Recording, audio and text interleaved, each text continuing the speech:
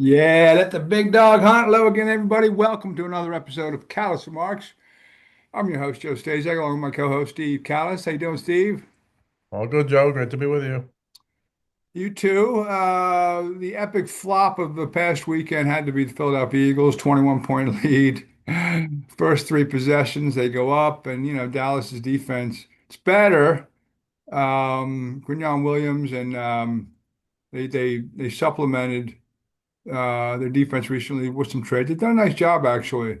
It's not great, but it's better. And but no excuse for not scoring a point from the 11-minute mark of the second quarter to the end of the game. 14 penalties for 96 yards. I mean, they got down inside, the 12, and then Fred Johnson got called for illegal hands to the face, and they got in field goal position a couple times. They got called back for illegal formations, and then when they did have an opportunity to kick a field goal, Jake Elliott missed. He pushed wide right a 56-yarder.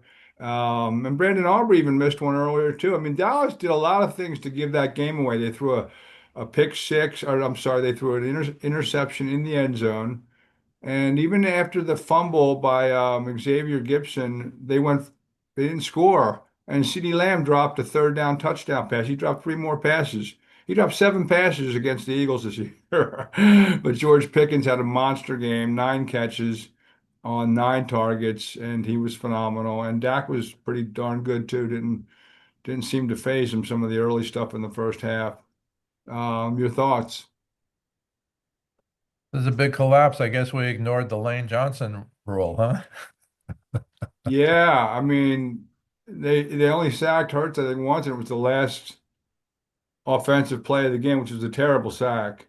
But Fred Johnson, I thought, played well. He did have the illegal hands to the face, which cost them because they got down to the 12. But that happens kind of in the heat of the game. You get your hand up high under the guy's mask. It's a shame it happened at that point, but way undisciplined. 14 penalties, Yeah, unacceptable. I don't know how you rank them at the top. Not you. Anybody ranks them at the top now. That's just an incredible collapse. Give Dallas credit. Hard for me to do, but give Dallas credit.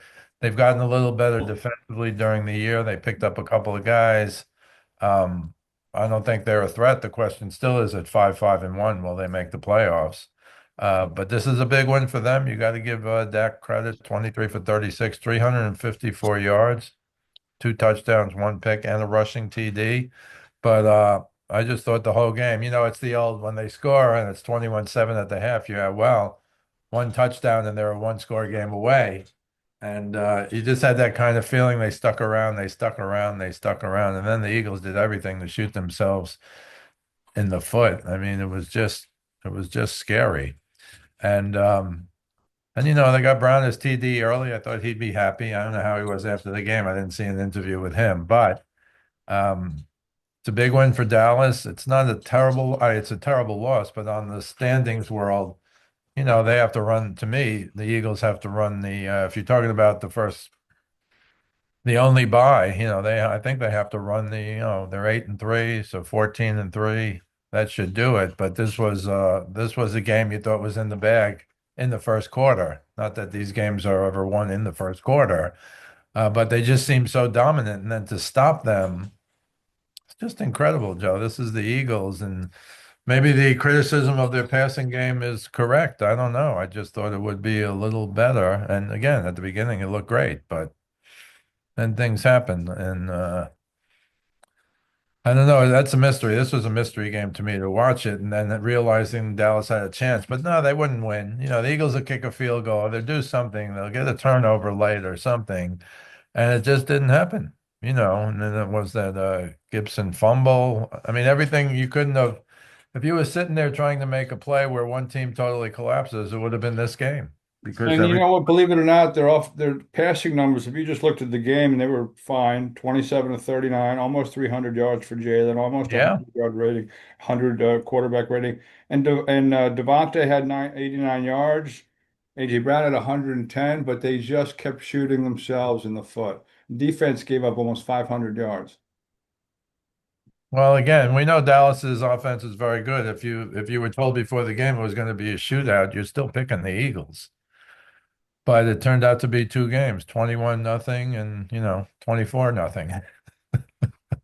That's the way it came out. It's the way it came out. So now they're a game behind the Rams.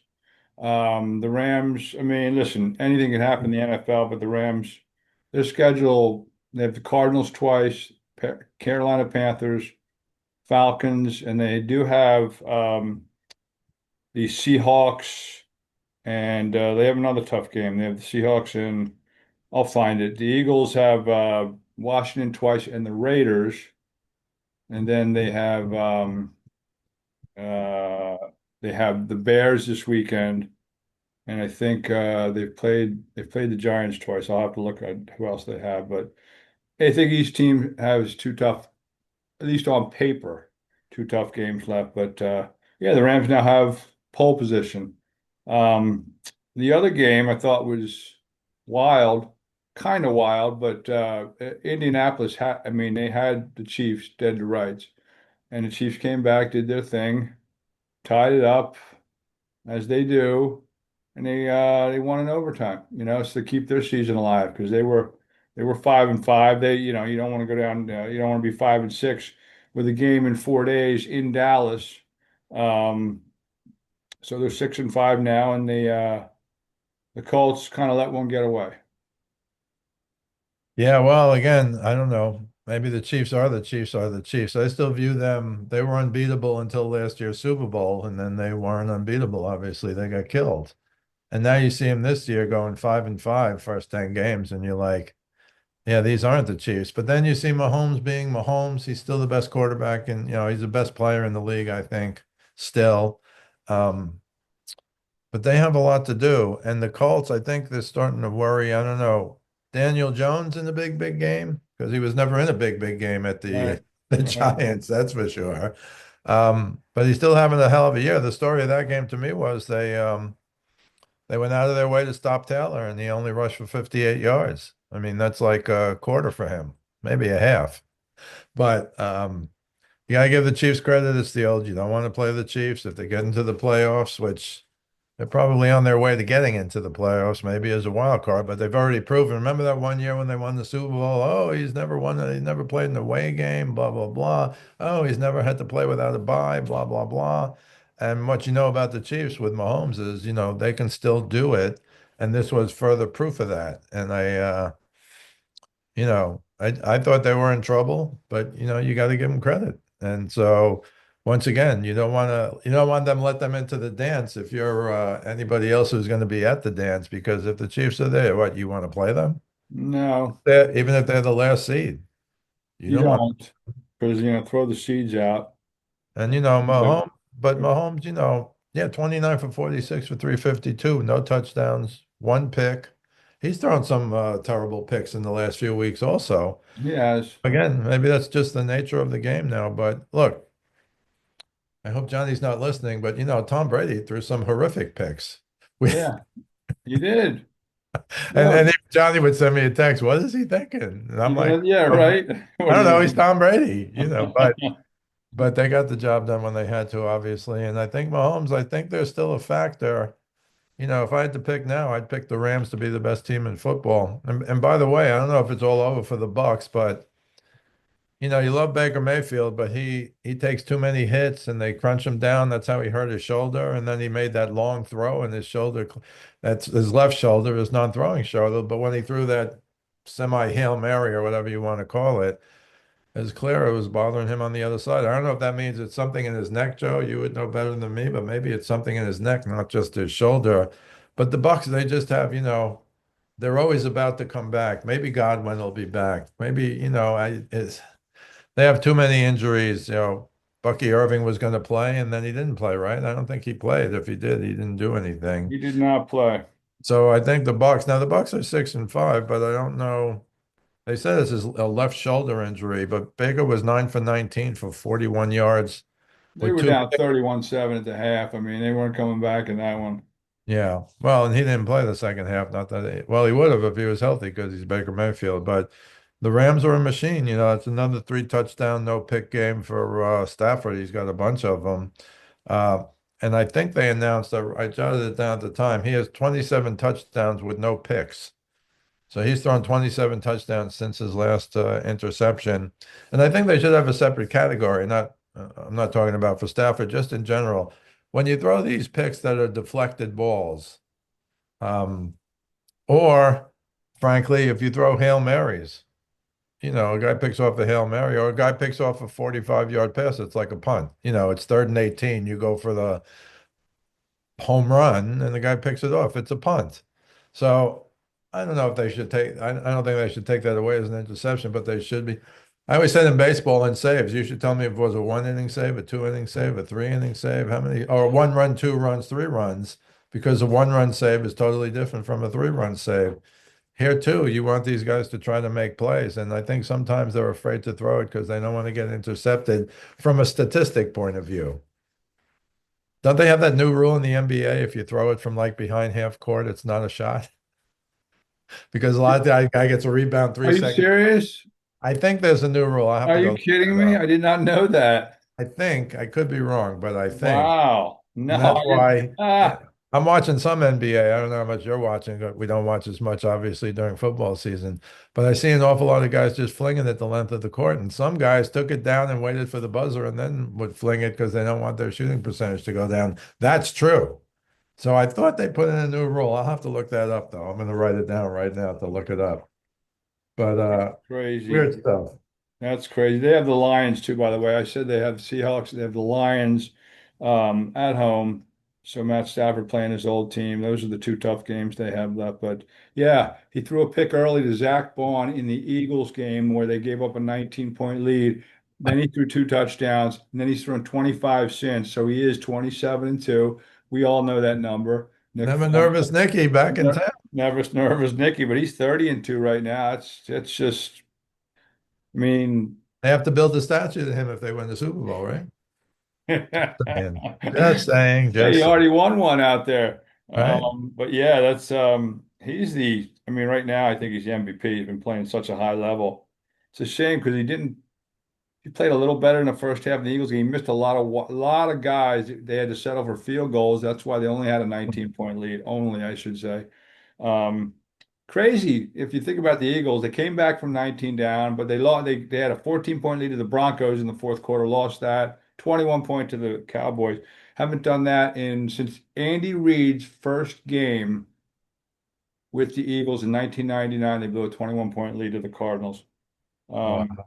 I know. They blew a 23-point lead in 85. I remember sitting in the library parking lot on a Sunday because they blacked out the game. I'm listening to the game in the car. I don't know why I was at the library. This doesn't sound like me, but I remember being at the library. And yeah, 23-point lead to the Vikings. But this one was bad. But anyway, all right, let's move on. Packers and the Vikings, we talked pre-show a little bit about the J.J. McCarthy experiment not working out too well. Well, let's just say he threw for 87 yards in Lambeau, and Jordan Love had a decent game. He wasn't on fire, but 14 of 21, 139. He didn't throw a touchdown, but they pretty much Emmanuel Wilson had two touchdowns and 107 yards rushing, and the Vikings aren't the Vikings that they were last year. The 14 wins, they only have four right now, 4-7. Sam Darnold leads the league in interceptions, but his team is 9-2, I think. I mean, they're to me that's a quarterback stat, wins and losses. Um, but yeah, JJ McCarthy and the Vikings. It looks like they're not going anywhere this year. In Green Bay, 7-3-1 after the Eagles lost. They have two wins, a comeback win against the Giants, which was big, and then they pretty much took care of the Vikings. And, I did want to mention we never talk about the Giants, but they had the Lions. I think you were right with there were those 3 games that were like 13 and a half, 12 and a half, 13. There were 3 games like that, and all the underdogs covered. I think you picked one of them actually. But Yeah, those are a lot of points in the NFL. But I don't usually think this before. I thought they were going to get murdered. I thought Detroit was going to come out after that game in Philly. But the Giants, listen, hey, Jameis Winston caught a touchdown pass, well, not only did he catch a touchdown pass, he caught the actual pass on like the 15-yard line and he beat a linebacker. That, right? that guy must have been getting a lot of grief He's a because lot of fun. I mean, you never know what's going to come out all out of his hand. Touchdowns. He could throw four touchdowns and four picks in the same game. Well, But that's, I they mean, had they had another big lead. That's the sixth time this year they blew a fourth quarter lead, and I think the fifth time it was double digits. yeah, and ESPN put up their I don't know if it was just fourth quarter or second half leads. And I think it was actually fourth quarter leads. And if they won all those games where they were up 10 or more, they'd be in the playoffs right now. Right? But I It's just thought, I well, thought what'd you James think? Winston. What'd you think of them going down and going for it instead of kicking the field goal to put them Yeah, I up think six? I think you got to kick the field goal. I don't I know. think, I mean, I know a touchdown puts the game away. I guess they were doing that. They were doing that. I It's don't like know. it's like Dallas. Dallas had the Eagles after that the fumbled punt, and they don't kick a field goal to go up three. You texted me and Oh, said that one was worse. Yeah, that that was was idiotic. worse. That That was was worse. idiotic. But you got to wonder who, how baseball managers have guys next to them like the bench coach, and he. Yeah. I don't know that these guys have that. You have the list of when to go for a 2-point conversion, or now the analytics is every time it's 4th and 1, no matter you could be on your own five, and the analytics says It to go it for really it. is nowadays. It's fourth down. You're pretty But much going. I mean, but you Doug need Peterson, when he was here, had a guy upstairs telling him the analytics. I don't know if they still do that. Yeah, you just need some common sense sometimes. It's really like it's hard to say this, but I think some of these coaches, many of whom were players, all of whom make millions of dollars, they just don't have a feel for the game they're in. Forget the one we talked about last week, where to me a field goal was like a touchdown last week. I forget. I know we talked about it at length, but they just um they just kind of miss it sometimes, and it's really. Oh, it was Campbell last week, right? They were 0 for 5 on fourth down, and we were talking about that. I said, sometimes when the game is like 10-7 the whole game, or seems like it's going to be Yeah, 10, when those points become more valuable. but I think they look at their pad or whatever they're looking at, or they look at their advisors or whoever's talking to them from upstairs. But sometimes it's some real obvious stuff. Again, if you see you're going to be in the 38-35 game, then you go for it. But if you see you're going to be in a scrum, in a wrestling match, in a 10-7, 13-10, whatever, the score went up a little more, but it was obviously a very close game. Kick the field goal, take the points. It's bizarre to me. And of course, it could go the other way. Then if they come down and score a touchdown, they're like, "Oh, you should have gone for the touchdown." What's that? Hindsight is 2020. So, but it's not after the fact. When you're watching these games and you go 0 for 1, 0 for 2, 0 for 3, it might not be your night to go for it on fourth down.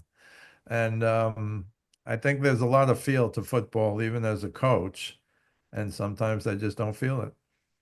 And this just in, Jahmyr Gibbs is pretty slow. 219 yards on the ground, 264 from scrimmage. That includes his receiving yards. My goodness gracious. Um, He's uh, unbelievable. he's unbelievable.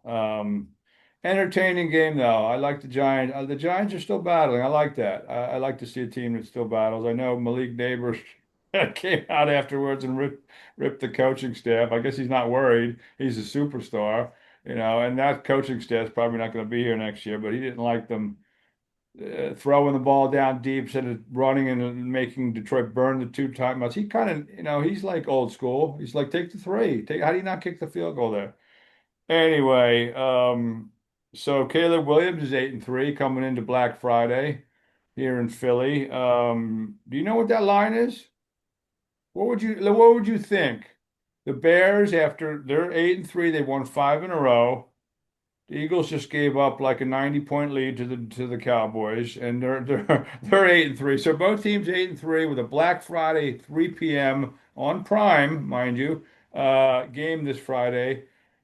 What do you think that line would be?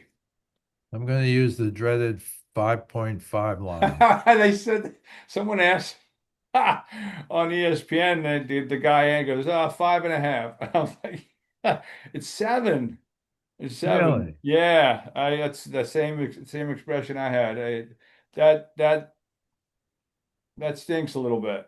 I think that could be an Eagles getting their stuff right together, and the Well, you Bears. expect the Eagles to really bounce back, et cetera, et cetera. But, it's like what I thought the Lions. I thought the Lions, I'm a Giants fan. I thought that was going to be, 35-10. I did too. And they were all out to win the game. And it's a good thing they have Gibbs because they were in trouble. They were in trouble the whole game. But Shador they won the Sanders. game. gets his first win. He's already been named the starter this week. Now, again, it's a professional team, but not really. I mean, it's the Raiders, and they weren't good, but he played okay. I think he threw a bad pick, but he won the game and had a touchdown pass. I know it was a 66-yard screen pass, but he did enough to win the game and earn another right to start. What'd you think? Yeah, I take nothing away from him, but he's 11 for 20 for 209, but his biggest pass of his career, a 66-yard touchdown pass, was just a little flare out to the right. Well, considering they don't give him any reps in practice, I think that's not too bad. Well, that was stupid. I mean, that especially so he was the backup 2 weeks ago when he was 4 for 16 and a pick, but Yeah. notion that you're the backup and you never got any reps, zero reps. Uh, he's pretty cocky after the game, I can do this and all that stuff. And you're right. On what they've waited for or something. I kind of like that. It makes me laugh because his Well, teammates really like him. You could see them jumping up and down on the sideline. Like he's got a lot of personality. I'll bet he's a lot of fun to be. You know, he yeah, and might. on the other side, I mean, this is a lost year for the Browns, another lost year. But Myles Garrett has 18 sacks. He's gonna break Michael Strahan's record, which I'll be happy about because you'll recall that was the year that Brett Favre Brett kind of. Favre Yeah. just used to say, "Come on, tackle me." I remember I wrote an article, I think it was for MSG. I have to go look for it, where I had gone through a lot of stuff, and it was like there's no way that Favre ever did something like that. And it was almost like the linemen let him go as well. I don't know if it was totally rigged, but it was rigged. And I think that was wrong. And never forget when you're talking about sacks in the NFL never became a stat, I think, until 1982. And I don't know these guys well, but the Purple People Eaters, Carl Eller and those guys, Jim Marshall, who is more famous for running the wrong Running way 70 backwards. yards, but the Vikings, the Rams, Deacon Merlin Jones. Olsen, right? Didn't Rams have Merlin Olsen? He became The Merlin Olsen of the Little House on TV the star. Prairie. Deacon Jones. No, I'm just saying nobody from the 60s has a sack officially. Now, I think some guys have gone back and tried to. You have to have the film of every day and of I mean, every it's game. tough to go back. Well, and when you go back then, I think it was at least in baseball, they just used to retape over the other games. They just retaped, and you could lose some great games. So that's kind of sad, but there should always be an asterisk when you talk about sacks. More so, it's kind of like three-point field goals in basketball. No, if you played in the 60s and the 70s into the 80s, there was no such thing as a three-point shot. And is Steph Curry the greatest shooter ever? I guess you have to say yes, but what would Jerry West do with a three-point shot? I don't know if Oscar would have been. Oscar was a back him down, take 15 footers and score whenever he wants. But Jerry West is one of the greatest shooters of all time, and I don't care. I remember I heard they were talking one day, and they had maybe a hot mic on Curry, and he goes, "Yeah, well, that was back when they couldn't shoot." Because if you shot 40%, that was okay. Oscar shot like 47%. That puts him on list for the greatest shooters of all time. There was one place I found it, I can't find it again, where they judged every player based on how they played, what their percent. So if everybody's 40 and Oscar's 47, which is true, by the way. That puts him on the all-time list of great shooters, but he wasn't the guy who was going to take long shots. I remember West from the corner somehow, West from the corner in the 70s making shots, and you'd be like, oh my goodness. But it was Jerry West. Or even, the greatest one, of course, is Pistol Pete. He retired the first year. They had a few games in the first year, and he was 6 for 9 from three when nobody took more than like two threes, and even Larry Bird took 4 or 5 threes a game, whatever. But I don't want to go down that road. It is what it is. But you really have to. All I'm saying is always when you have stats, World Series home runs versus postseason home runs, for another example, you just have to be wary of what happens and when it happens. Very true. Real quick, the uh, the Patriots they didn't cover. It was a 6.5 point line, I money don't line. know. It was 5.5 when we were talking on. Oh, was it It went to 7.5 after Burrow wasn't going to play, but then you're right. It wound up at 6.5. one by six? Joe Flacco threw an awful pick six. But 10-2 is 10-2, and the Niners last night, despite three picks by Brock Purdy in the first half. the Panthers couldn't really do anything with them, and they fall 6-6, and the Niners 8-4, And, still in the hunt for the one seed. and well, look, I think the Patriots are for real, but that was not a good game for them. But give them credit. One of those games that they could have lost and they won. Now the Bengals, their defense against the run was pretty good. It seemed to me. I don't know if they're getting better on defense. McPherson kicked a 63-yard field goal. Don't forget that, longest one in Bengals history. But the big thing with May was they were saying he's never thrown for 300 yards, and in this game he had 294.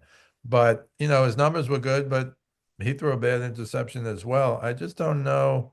I don't know if they lost Will Campbell. If you follow the Patriots, which unfortunately I Yeah, I do, did see that. Yeah. he had the towel over his head, and that's usually the kiss of death. I don't know. I didn't hear anything after the game, but their line was decimated.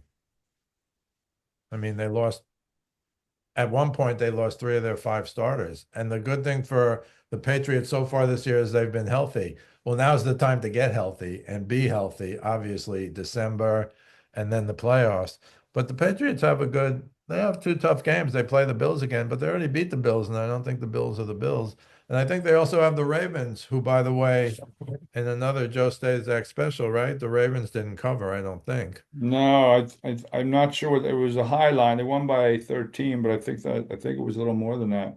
Yeah, so it's just well, your points about these big to take the underdogs and these gigantic giants at the Lions, that was a big number. That went from 10 and a half to like 13 or something. Yeah, that And jumped.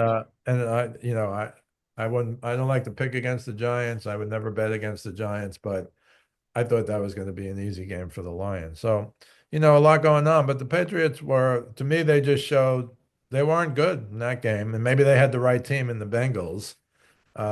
And they did keep Burrow out. I guess he's playing on Thursday. I think he'll probably play Thursday. 6 and Which 0 on the I think, road are the Patriots. Pretty yeah, impressive.